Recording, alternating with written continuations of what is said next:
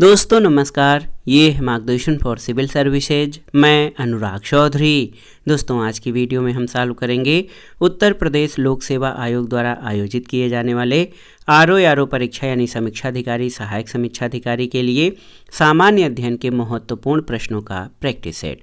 दोस्तों इस practice set में शामिल सभी प्रश्न आयोग द्वारा पूछे जाने वाले प्रश्नों के स्तर के हैं और यहाँ से कई सारे प्रश्न आपको परीक्षाओं में अवश्य ही मिलेंगे।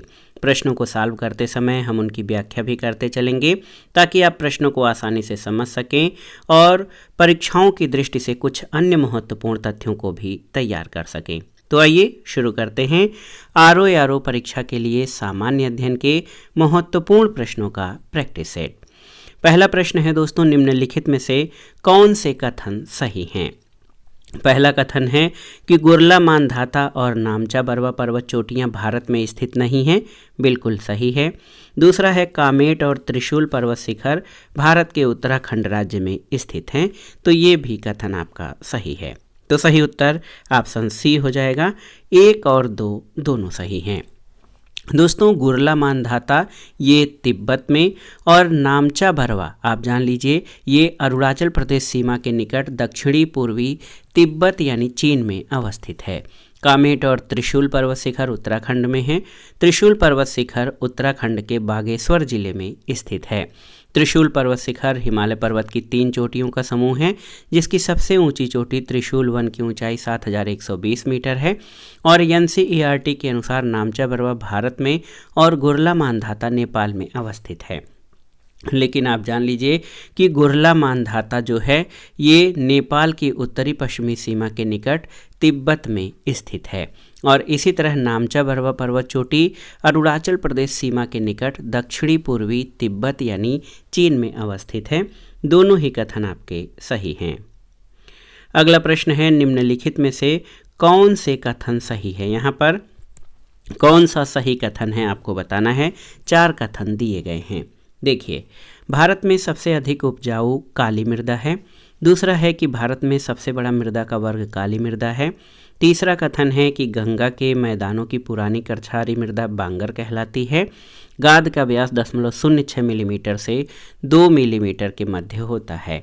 तो सही उत्तर सही कथन आपको बताना है। ऑप्शन सी सही कथन है कि गंगा के मैदानों की पुरानी कछारी मृदा बांगर कहलाती है। दोस्तों आप जान लीजिए कि गंगा के मैदानों की पुरानी कछारी मृदा को बांगर कहते हैं। इसका रंग पीला रक्ताभ भूरा होता है और भारत में सबसे अधिक उपजाऊ मृदा जलोढ़ मृदा है। इस मिट्टी में फास्फोरिक एसिड, चूना और जैव पदार्थ भरपूर मात्रा में होता है। इसमें नाइट्रोजन और ह्यूमस की कम मात्रा होती है। भारत में सबसे बड़ा मृदा वर्ग कछारी मृदा या जलोढ़ मृदा का है जो देश के लगभग 33.5% भाग पर विस्तृत है।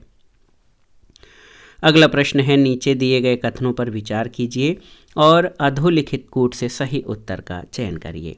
तो यहाँ पर देखिए, कथन 1 है गिरनार 4 तथा गिरनार 5 मूंगफली की किस्में हैं। कथन 2 है दुर्गा, आज़ाद, बहार और जवाहर 4 अरहर की किस्में हैं। इसमें आपको बताना है कि कौन से कथन या कौन से कूट सही हैं। तो याद रखिएगा गिरनार 4 और गिरनार 5 मूंगफली की किस्में हैं, सही है। दुर्गा, आज़ाद, बहार और जवाहर 4 अरहर की किस्में हैं, ये भी सही हैं। तो सही उत्तर दोनों कथन सही हैं। ऑप्शन ए आपका सही उत्तर है। अगला प्रश्न है, निम्नलिखित में से कौन सुमेलित नहीं है आपको बताना है। तो यहाँ पर 4 जो है सूची और सुमेलन दिया गया है, इसमें से बताना है कि कौन सा सही सुमेलित नहीं है। बैलाडीला लौह अयस्क, तो बिल्कुल बैलाडीला से लौह अयस्क की प्राप्ति होती है। अधात्विक खनिज सीसा, ये आपका सही नहीं है। लौह अयस्क समृद्ध भंडार धारवाड़ समूह, बिल्कुल सही। और गोंडवाना शैल समूह 99% से अधिक कोयला, बिल्कुल सही।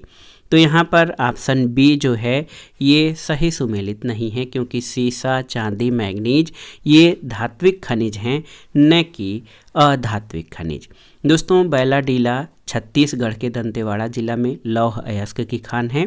इसके अलावा धारवाड़ समूह में लौह अयस्क के समृद्ध भंडार हैं और गोंडवाना शैल समूह में 99% से अधिक कोयला प्राप्त होता है। अगले प्रश्न पर आते हैं। निम्नलिखित में से कौन सा कथन सही नहीं है। 4 कथन आपके दिए गए हैं, इसमें बताना है कि कौन सा कथन सही नहीं है।